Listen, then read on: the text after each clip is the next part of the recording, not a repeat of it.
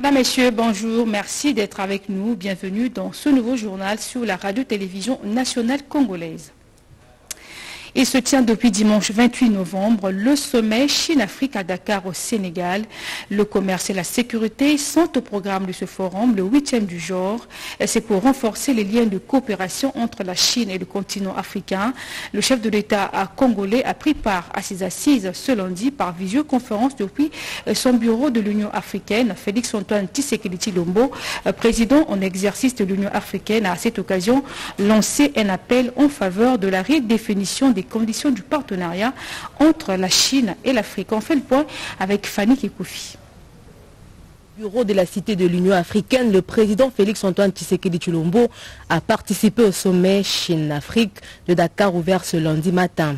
Approfondir le partenariat sino-africain et promouvoir le développement durable pour bâtir une communauté d'avenir partagée Chine-Afrique dans la nouvelle ère, tel est le thème de la 8e conférence ministérielle du Forum sur la coopération sino-africaine qui réunit en présentiel et en visioconférence plusieurs chefs d'État.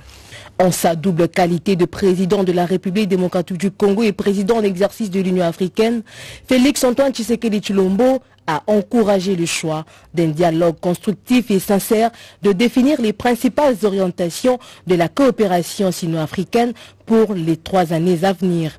Il s'agit essentiellement de défis majeurs tels que le développement socio-économique, les changements climatiques, la sécurité et la stabilité des États.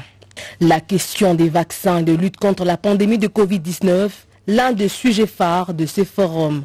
Le président Félix Tshisekedi a profité de l'occasion pour saluer les initiatives prises sur la construction d'une communauté d'avenir partagée sino-africaine en matière de lutte contre la Covid-19 qui continue à préoccuper le monde avec le nouveau variant.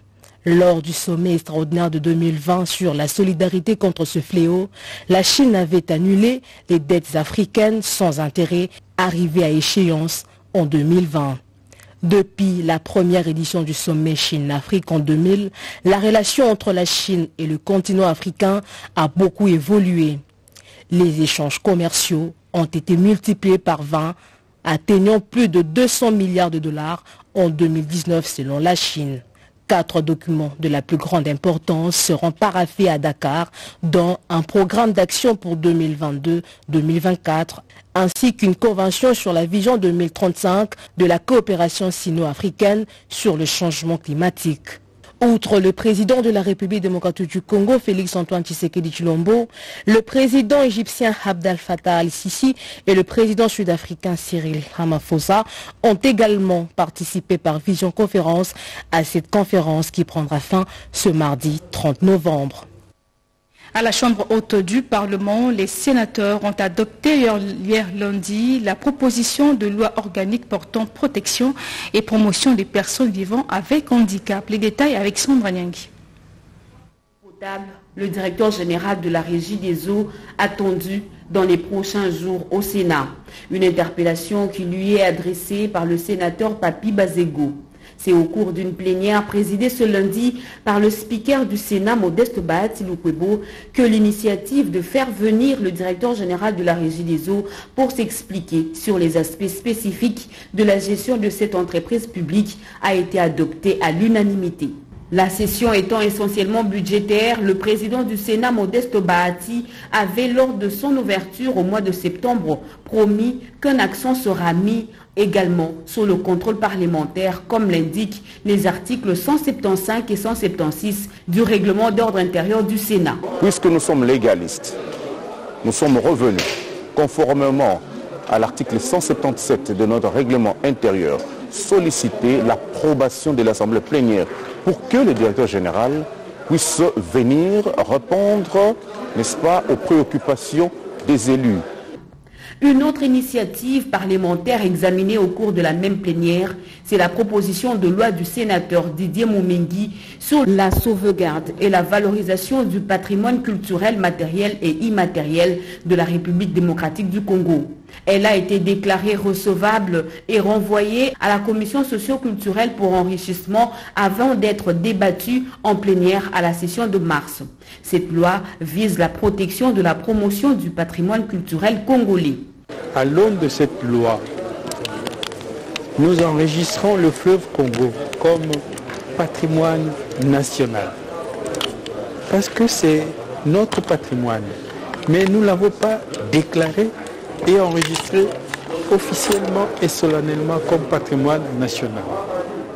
Nous pouvons donc dire à ceux qui sollicitent les eaux du fleuve Congo, attention, c'est un patrimoine national. Aussitôt après, la plénière a poursuivi avec les amendements du rapport de la commission mixte socio-culturelle et PAJ de la proposition de loi organique portant protection et promotion des droits de la personne avec handicap avant le vote article par article de la dite loi. Désormais, les personnes avec handicap ont un cadre légal qui reconnaît leurs droits et devoirs. Sur 109 membres du Sénat, 82 ont pris part au vote et tous ont voté à l'unanimité. Symbole fort pour les habitants de la commune de Ngaliema, le président de l'Assemblée nationale, Christophe Mbosonko Diampouanga, s'y est rendu personnellement le week-end dernier pour donner le coup d'envoi des travaux de construction des ponts au Konduka. Témoin de l'événement, Sylvie Mouyembo. Au lendemain de la pluie torrentielle qui s'est abattue le week-end dernier dans la ville de Kinshasa, la population du quartier Konduka dans la commune de Ngaliema a lancé un cri de détresse au regard de l'ampleur des dégâts causés par cette pluie diluvienne. Les habitants de ce quartier périphérique de la capitale ont sollicité et obtenu du président de l'Assemblée nationale son intervention dans la résolution de ces problèmes. Christophe Mbosonko Diampouanga a répondu favorablement à cet appel en allant communier avec cette population. Le président de l'Assemblée nationale a annoncé le début des travaux de réparation de 3 ponts endommagés qui donnent accès au quartier Konduka avant de s'intéresser à d'autres ouvrages d'intérêt commun dont les forages d'eau. Le speaker de la Chambre basse du Parlement a signifié à la population du Konduka qu'il agissait au nom du chef de l'État, Félix Antoine Tshisekedi Tshilombo, qui reste disposé à d'éventuelles interventions, surtout qu'ils se sont redevables envers cette population qu'il a adoptée. Et maintenant, l'actualité économique. La première livraison du premier lot des poissons Chinchard a été réceptionnée ce lundi par une délégation du ministère de l'économie nationale à Matadi. C'est le résultat de l'accord signé entre la RDC et la Namibie. Le processus de livraison se poursuit. Une façon pour le ministre de l'économie nationale de s'engager dans la quête du juste prix des produits et services afin d'améliorer le pouvoir d'achat des consommateurs. Voici ce reportage signé Edith Yala. Combat pour le juste prix des produits surgelés, le gouvernement de la République ne baisse pas les bras. Déjà, le premier lot de poissons Chinchard est arrivé lundi au port de Matadi, dans la province du Congo central. C'était en présence du gouverneur intérimaire, du maire de Matadi, d'une importante délégation du ministère de l'économie nationale, des importateurs et plusieurs habitants de Matadi qui ont accueilli ce lot en liesse. Il s'agit de la première livraison dans le cadre de l'accord signé entre le gouvernement congolais, représenté par le ministre de l'économie nationale Jean-Marie Kalumba et la Namibie. Comme vous voyez, les images parlent déjà de l'arrivée du premier lot de 1145 tonnes de vivres frais en provenance de la Namibie. Les services de quarantaine sont là présents. Ils vérifient. Les services de l'OCC, ils vérifient en attendant qu'ils puissent commencer à décharger les produits. Les importateurs appuyés par le gouvernement s'organisent avec les réseaux des distributeurs et des modalités de vente seront bientôt fixées après concertation entre le ministère de l'économie nationale et d'autres parties prenantes à ce processus. Vous le savez, la première dame de la République venait de séjourner à Kisangani de la province de la Chopo. Elle s'était intéressée au dossier qui préoccupe les habitants de cette partie du pays dans le noir depuis plusieurs mois. Elle avait également visité la centrale hydroélectrique où s'effectuent les travaux. L'épouse du chef de l'État avait également été arrivée à Bouta de la province du Bazuélé où elle a été accueillie par plusieurs personnalités politico-administratives. Denis Sekero Tshisekedi ont également mené plusieurs actions dans cette province qui peine, fait face aux nombreux défis. Voyons cela plus en détail avec Naïcha Kiala. C'est aux alentours de midi que la première dame de la République atterrit à Bouta, dans le Bazuélé, en provenance de Kisangani. La notabilité du Bazuélé, avec à sa tête la sénatrice Carole Aguito, a fait front commun avec le gouverneur de province, d'autres autorités administratives, politiques et militaires pour accueillir la première dame de la République. Le chef de l'État, le président Félix Antoine Tshisekedi Tshilombo, nous a beaucoup honorés en nous envoyant la première dame pour nous visiter. Quand elle vient, ça veut dire que lui aussi est là. Personnellement, je suis venue accueillir la première dame dans la province du Bazuélé parce que c'est une première visite qu'elle effectue chez nous. Et ensuite, c'est aussi une première fois qu'une première dame va passer la nuit dans le Bazuélé à Bouta. Donc pour nous, on est très honorés. Le fait de nous avoir honorés, nous avions le devoir de l'accompagner pour sa mission, d'organiser son accueil et pour que ce soit une réussite. C'est une grande joie. Depuis que le Bazuélé a été province, on n'a jamais accueilli une grande personnalité de marque comme ça. Les civilités seront de très courte durée car c'est dimanche. Et pas question pour Denise Nyakiro Tshisekedi de ne pas se tourner vers Dieu pour l'action de grâce hebdomadaire. Les plus heureux de tous sont les fidèles de la 14e communauté baptiste du Congo Nord qui célébraient les centenaires de leur communauté. La présence de l'épouse du chef de l'État a doublé la saveur de cette célébration. Le président de l'Église du Christ au Congo l'a bien mesuré. Surtout la joie est immense parce que non seulement l'Église fête, mais aussi l'épouse, la mère de la nation est parmi nous. Et donc, c'est comme on dit en anglais, overjoy. Donc la joie est immense. On ne peut pas exprimer ça en des paroles simples. Voilà. Après le culte, le cortège a aussitôt pris la direction de l'hôpital général de référence de Bouta. Comme à Kisangani et partout où elle est passée, la présidente de la fondation Denise Nyakiro Tshisekedi a ramené avec elle de quoi soutenir les efforts du personnel soignant dans la prise en charge des patients. Un Congo où les femmes sont autonomes et participent à l'essor économique du pays, c'est cette ambition que la première dame nourrit et la partage avec toutes les femmes qu'elle rencontre.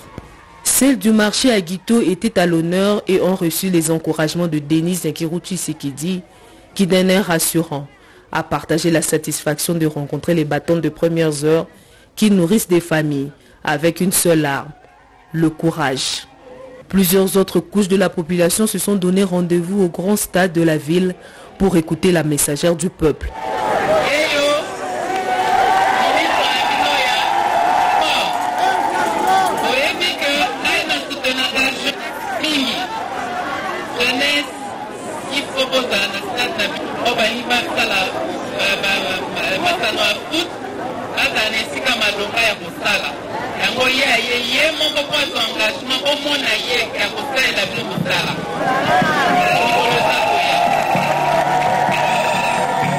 La vive émotion était difficile à contenir, autant pour la population que pour la première dame de la République, Denise Nyakiro Tshisekedi. De la province du Bazuélé, Denise Nyakiro Tshisekedi a effectué la traversée du fleuve à la rencontre des populations de la rive gauche où elle a visité les chutes de Ouagenia, un haut lieu touristique. Patrick Michel Moukouine et Chekiala sont nos envoyés spéciaux. Dans les derniers moments de son itinérance dans la Tchoupou, la première dame de la République a traversé l'autre rive de Kisangani pour atteindre Lubunga, l'une des 6 communes du chef-lieu de la province. Sa présence dans cette partie de la ville a réajusté la confiance de ces populations aux autorités, une marque de considération qu'elles ont traduite par l'accueil chaleureux réservé à celle qu'elles appellent la première dame de première fois. Réunis dans l'enceinte du centre promotion sociale de Lubunga, les Boyomé de l'autre rive ont eu leur moment de communion avec l'épouse du chef de l'État. Première fois, en tout cas, tu sais pas les makasi, mbali boza na esengo mingi. Rien comme on a biso va to sepe la sali kitoko. Biso basa ba soda na kalukusa. To sepe li makasi, to sepe li makasi. Na ndenge mama yeto za na esengo. Nous sommes très joyeux de voir surtout le matériel donné par notre première dame, maman Denise Nyakiro.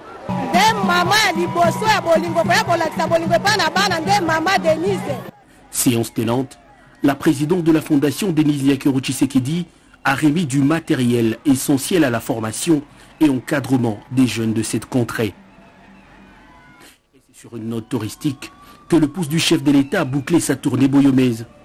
Aux chutes de Ouagenia, la première dame a assisté à une démonstration de la pêche aux poissons. Denis Nyakero Tshisekedi a pris tout son temps pour apprendre l'histoire de famille qui perpétue ce savoir-faire. C'est Dieu lui-même qui avait creusé pour nous, qui nous a permis à placer les intervalles. Et chaque intervalle pour nous ici représente une famille. C'est comme une parcelle, hein? C'est comme une parcelle. D'un air admiratif, la First Lady a encore une fois mesuré l'immensité du potentiel touristique et halieutique que possède son pays. Occasion pour elle de lancer un appel aux Congolais à s'approprier la culture touristique afin de valoriser les richesses naturelles du pays.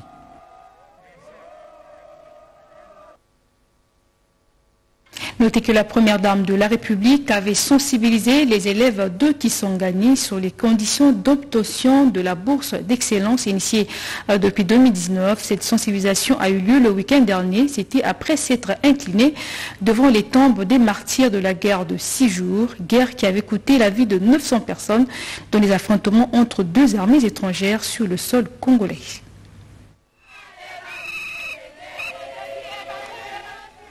Derrière cette clôture que franchit avec respect la première dame, sont conservés les vestiges d'une folie meurtrière étrangère jamais connue par les Boyomais. Ici sont enterrés les martyrs du conflit rwando-burundais des années 2000. De passage dans cette ville, l'épouse du chef de l'État s'est inclinée avant de passer de longues minutes devant ces sépulcres pour honorer les compatriotes, plus ou moins 1000, qui ont perdu la vie pendant ces affrontements entre les 5 et 10 juin 2000. Maman Sola est l'une de 3000 blessés qui en gardent encore les séquelles. Vraiment naomba usaidizi parce que niko nateseka sana tu. Balikutunzia huko uvifasi ingine. Balinitunzia hapa mepoteze balendaka ujisha ayo Goma. Ndio.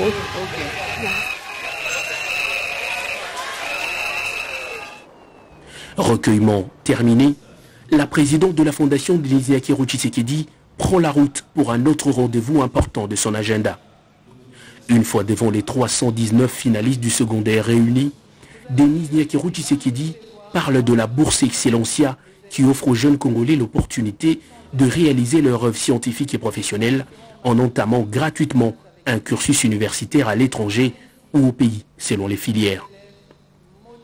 L'ambition scientifique n'a pas fait oublier l'urgence d'une sensibilisation sur la drépanocytose, cette maladie génétique aux conséquences désastreuses. Donc on est venu aussi sensibiliser vous les jeunes, n'êtes pas encore mariés, je l'espère, à faire cet examen d'électrophorèse. N'oubliez pas que nous sommes le 3e pays au monde à développer cette maladie. Donc c'est très sérieux et ce n'est un tour chez les tout-petits de l'épée Mabawa, occasion pour la première dame, Denis Nyakero Tshisekedi, d'apporter un soutien en fournitures scolaires et tout le nécessaire pour assurer l'année en cours et un meilleur apprentissage de ses élèves en première phase de scolarité. Dans un autre décor, l'hôpital général de référence de Makiso est désormais capable de faire face à des urgences de différentes natures. Comme 2 autres hôpitaux de la province, ils ont été ravitaillés en matériel et médicaments. Les femmes victimes de violences sexuelles ont elles aussi bénéficié d'un moment de compassion de la présidente de la fondation Denis Nyakero Tshisekedi. Le pavillon dédié aux forces armées congolaises de Kisangani n'a pas été oublié. Conscient du service rendu à la patrie par les hommes en uniforme, l'épouse du chef de l'État a enregistré leur doléance avec la promesse d'en faire part aux autorités compétentes. Comment ça se passe sur le terrain, qu'est-ce qui manque, et je ferai le rapport à qui de droit. C'est au contact des enfants orphelins que la First Lady a bouclé son parcours journalier. À l'orphelinat Saint-Laurent, au centre Miséricorde des Nouveaux Départs et à l'hospice de la Tchoupo, des vivres et non-vivres ont été remis aux pensionnaires par la présidente de la fondation Denis Nyakero Tshisekedi avant de poursuivre son périple dans la partie orientale du pays. Tout à fait autre chose. À présent, les membres du bureau de la Commission électorale nationale indépendante sur terrain. Cette visite de travail et d'inspection leur a procuré les opportunités de s'imprégner des réalités des antennes de cette institution d'appui à la démocratie. Reportage.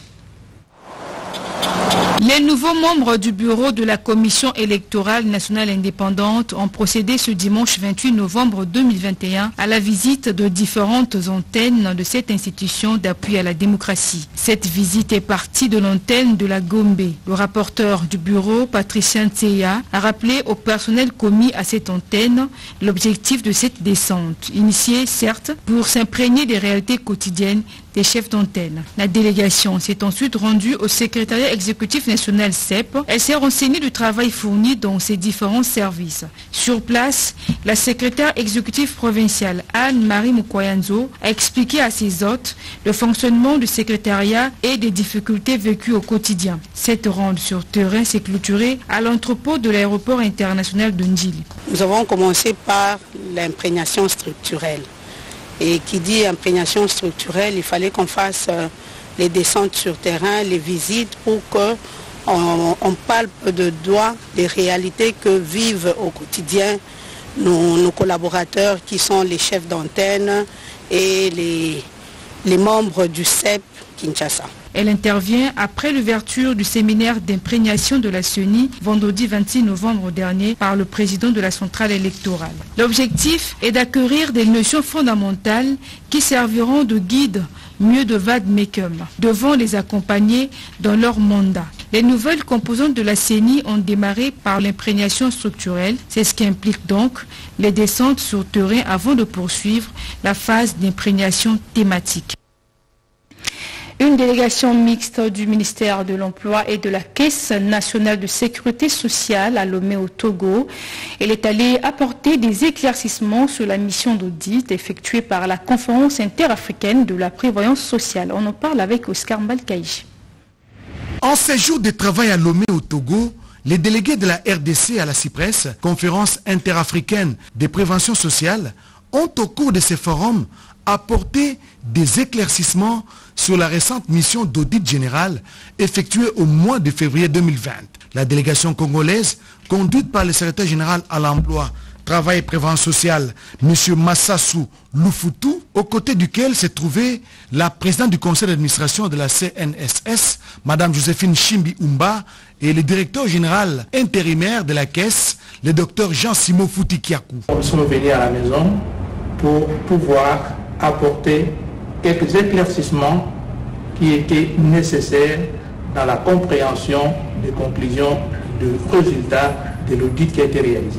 C'était une première, mais une très belle expérience parce que nous étions en face de nous des personnes, des personnalités qui étaient vraiment disposées à nous écouter et à écouter ce que nous avions apporté comme éclaircissement par rapport à cet audit.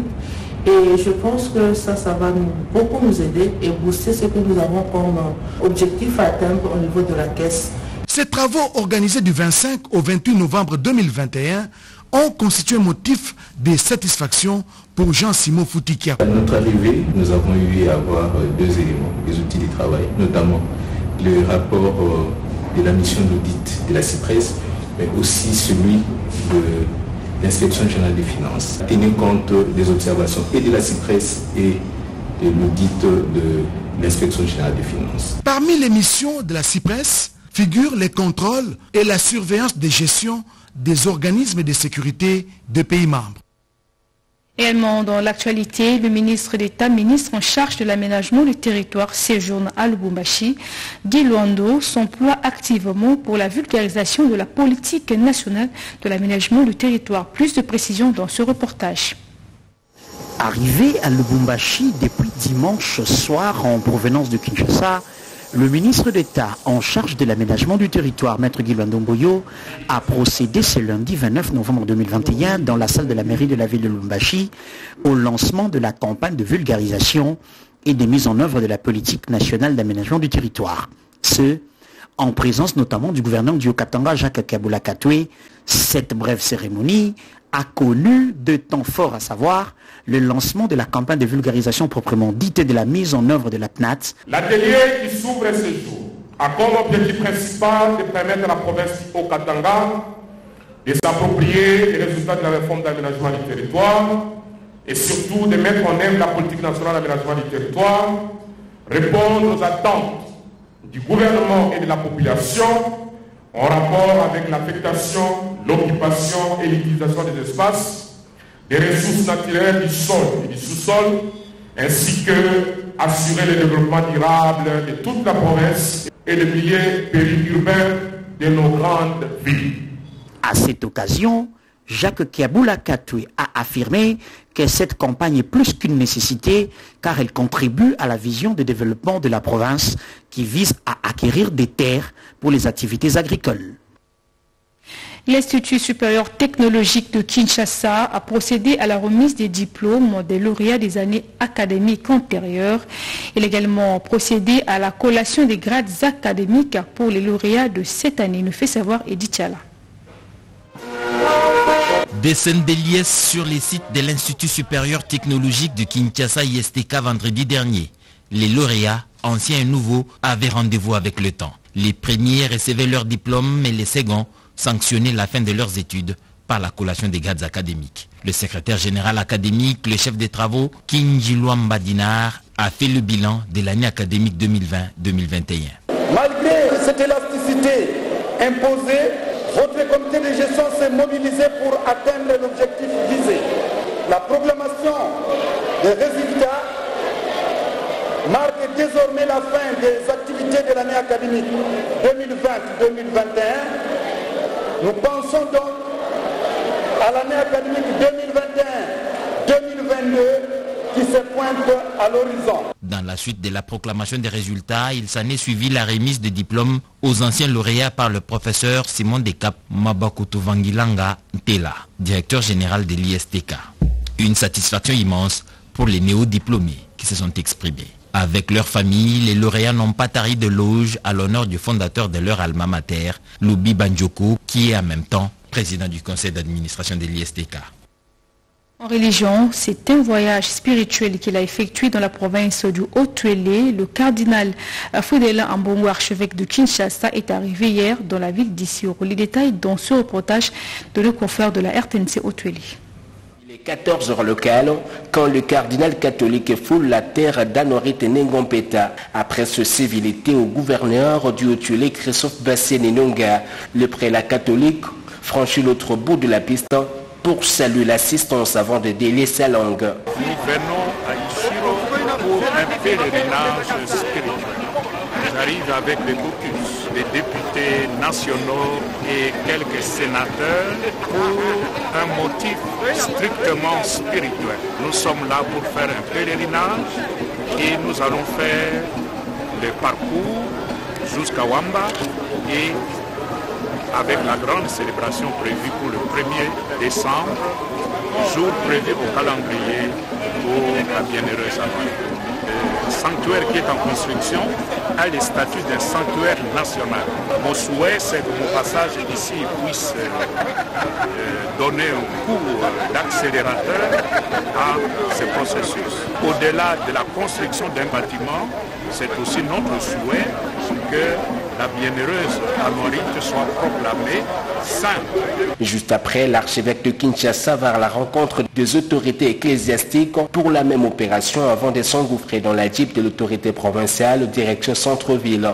Ici, dans la cathédrale Sainte-Thérèse de l'Enfant Jésus, Fridolin Ambongo est accueilli par plusieurs centaines de fidèles avant de s'incliner devant la tombe d'Anorit Nengompeta pour recueillement. Un mot de culture dans ce journal, exactement 8 ans que mourait l'artiste musicien Pascal Tabouley. Pour pérenniser l'œuvre pratique, poétique ou musicale de cet artiste, les philosophes et sociologues brazzavillois ont animé une conférence sous le thème Clin d'œil à Tabouley, Lisette Moujinga.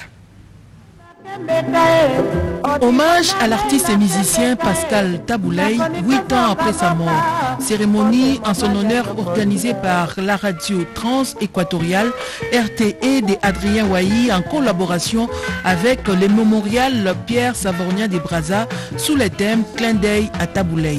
Le professeur Grégoire Lefouba a fait l'analyse philosophique et sociologique de la poésie musicale du Seigneur Tabouley. Une conférence marquée par des différents témoignages sur la vie et l'œuvre de cette icône de la musique africaine. Parmi les intervenants, Alain Akwala, ancien ministre, Mike Mounan, ancien musicien de Tabouley, Célie Bichou, ancien sociétaire de l'Ok Jazz, et les témoignages de Charles Tabou, enfant biologique de l'illustre disparu, ainsi que l'ambassadeur de la République démocratique du Congo en République du Congo, Maître Christophe Muzungu. Yolande Elebema Dembo, commissaire général en charge de la coopération, décentralisation et francophonie, a représenté Kinshasa au nom du gouverneur Chantiningo Bilambaka à cette activité à Brazzaville. Une cérémonie souvenir marquée par la forte présence de la jeunesse, question de pérenniser l'œuvre poétique ou musicale de Pascal Tabouley. Ce fut un moment émouvant et pathétique avec quelques pas de danse esquissés au rythme de la rumba, l'une des spécialités de feu l'artiste musicien Tabouley, à la grande satisfaction de l'assistance.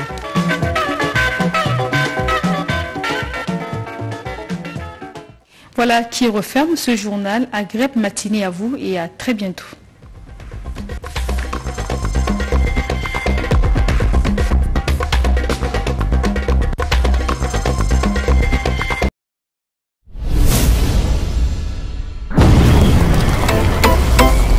Mes chers compatriotes, bâtir le Congo demande du patriotisme.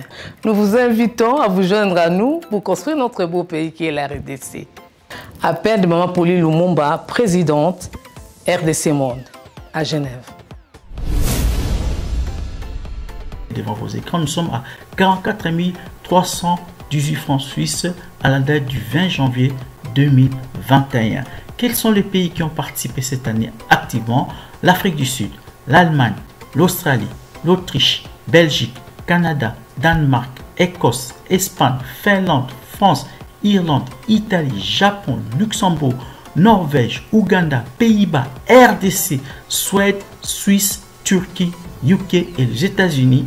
En tout cas, nous comptons sur vous pour atteindre cette année 100 000 francs minimum pour commencer nos projets. Bandeko nanga kotonga mboka esengika bolingo. Bino moko bomoni transparence to laksibino côté mbongo. Moyibe yate, lokuta pe ezate. Alors boya to sangana to tonga mboka na biso les grands Congo. Merci. Malobaya, présidente RDC Monde, Pauline Lumumba à Genève.